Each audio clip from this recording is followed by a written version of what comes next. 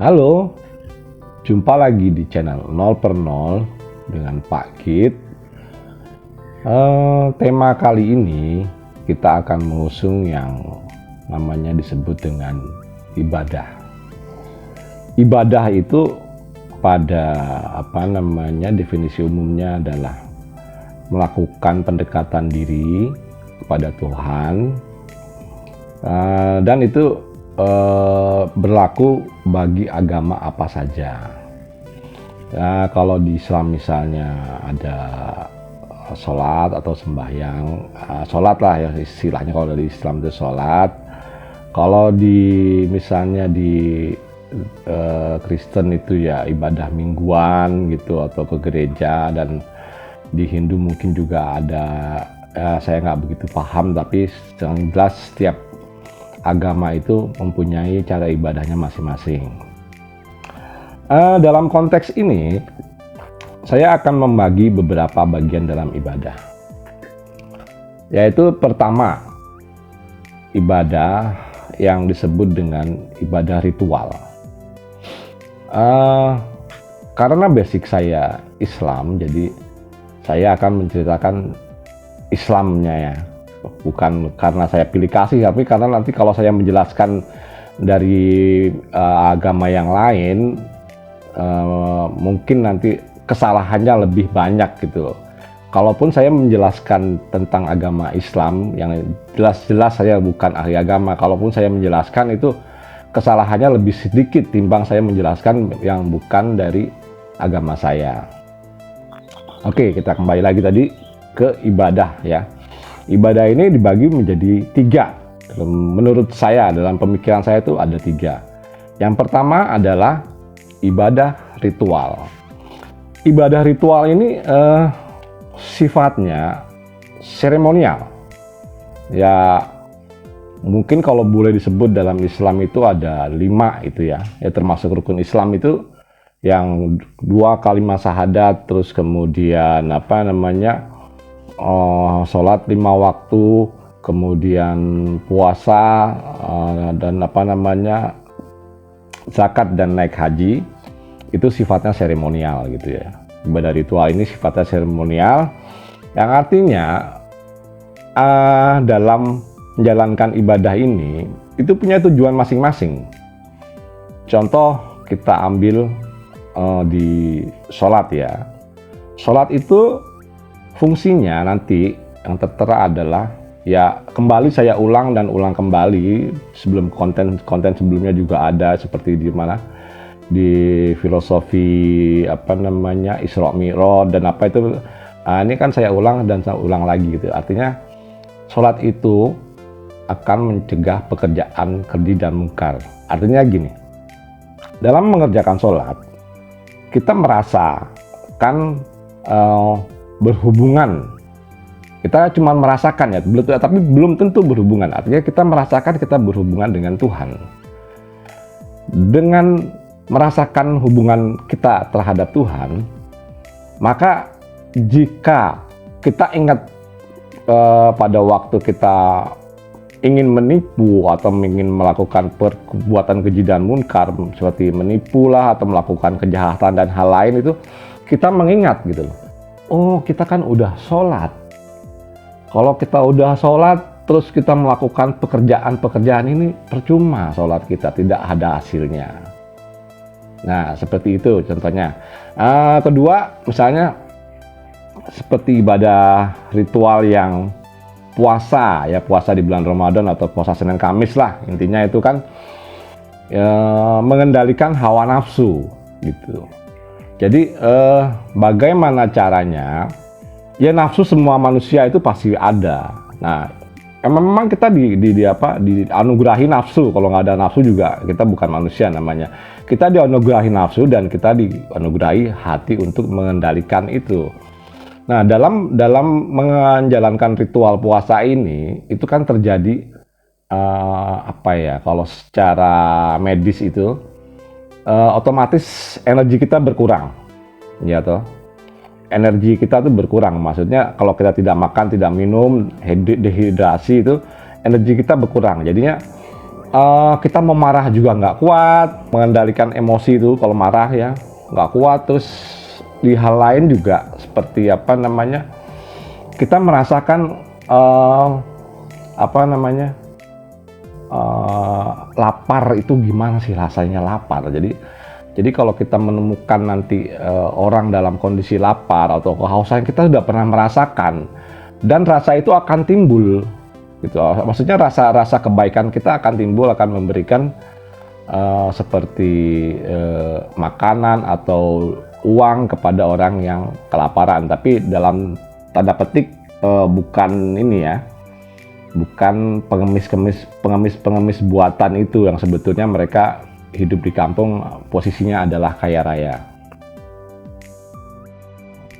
Begitupun zakat dan naik haji ya. Kalau naik haji di sini ya filosofinya lebih kepada korban. Mungkin udah saya ceritakan di panjang lebar tentang filosofi haji itu di konten istilah haji di Indonesia. Itu berdasar ada filosofi juga, itu udah panjang lebar saya jelaskan. Ya, dalam seremonial ini juga akan haji itu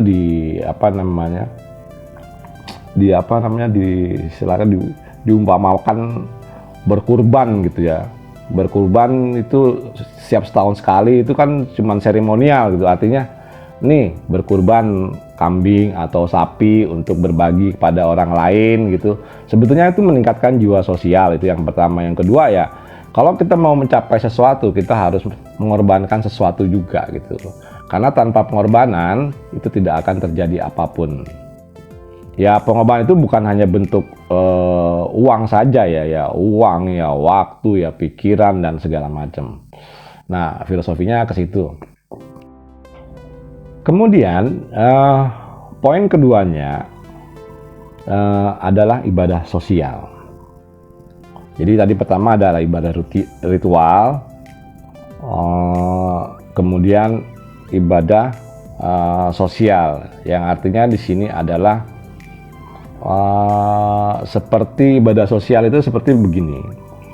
Kita melihat seorang kelaparan, kita berbagi. Kita melihat seorang orang bodoh, kita berbagi ilmu juga. Dalam bentuk apa saja itu, dalam bentuk apa saja. Yang sebetulnya jadi dari olahan ibadah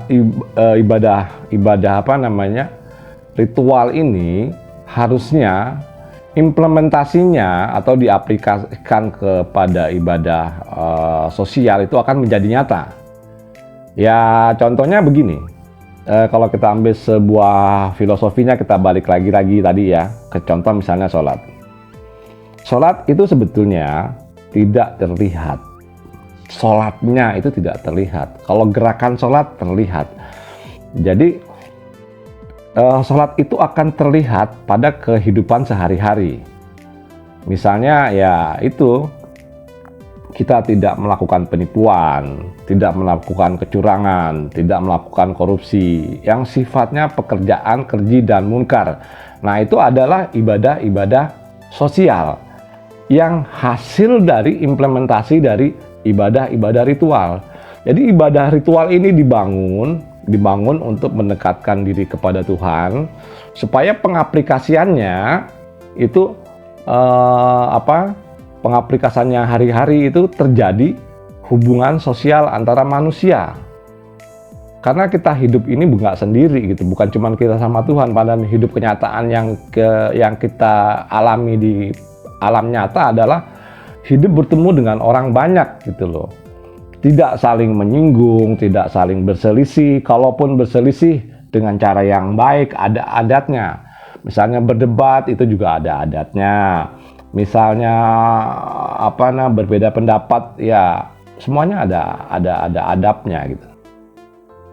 Ini adalah pengaplikasian dari ibadah ritual tadi. Jadi kalau seseorang yang sudah melakukan gerakan sholat, tapi dalam kesehariannya tetap melakukan pekerjaan keji dan munkar, itu belum dikatakan sholat.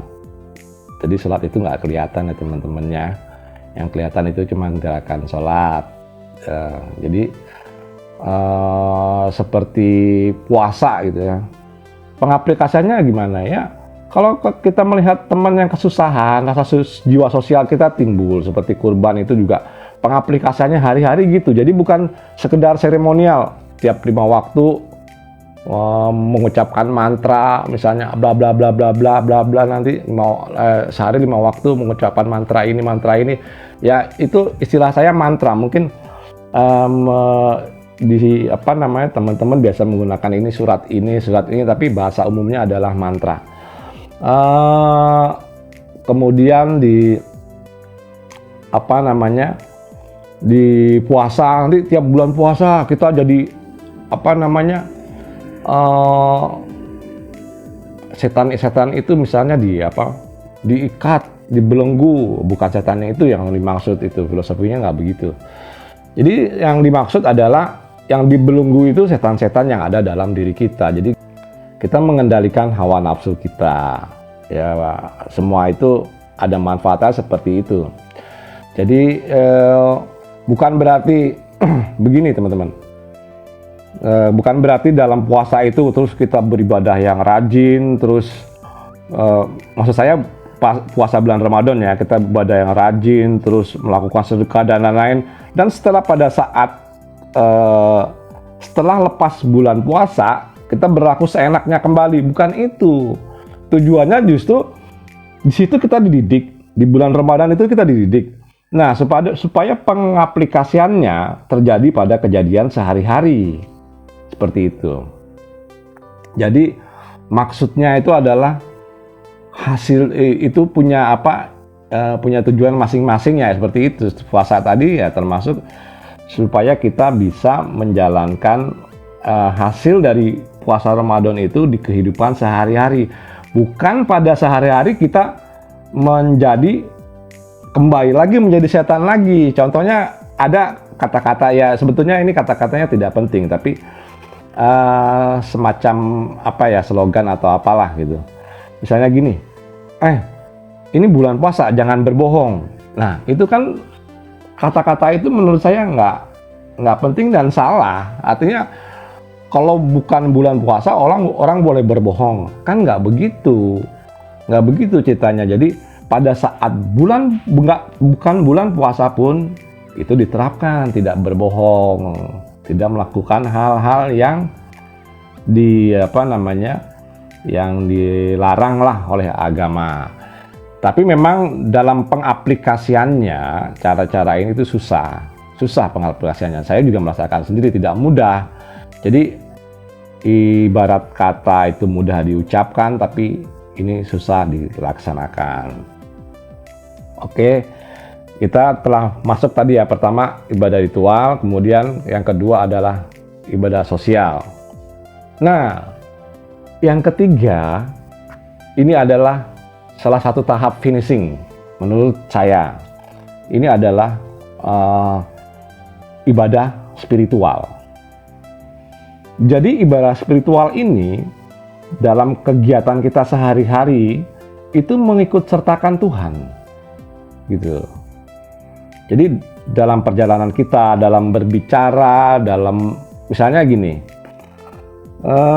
mengikut sertakan Tuhan itu apa? Kalau istilahnya wong Jawa itu eling gitu. Jadi ingat kalau Tuhan selalu berada dekat kita. Artinya ibadah spiritual itu kalau kita melakukan sesuatu, misalnya kita mau mencuri atau mau korupsi gitu. Karena kita sudah melakukan tadi yang namanya ibadah ritual, ya toh.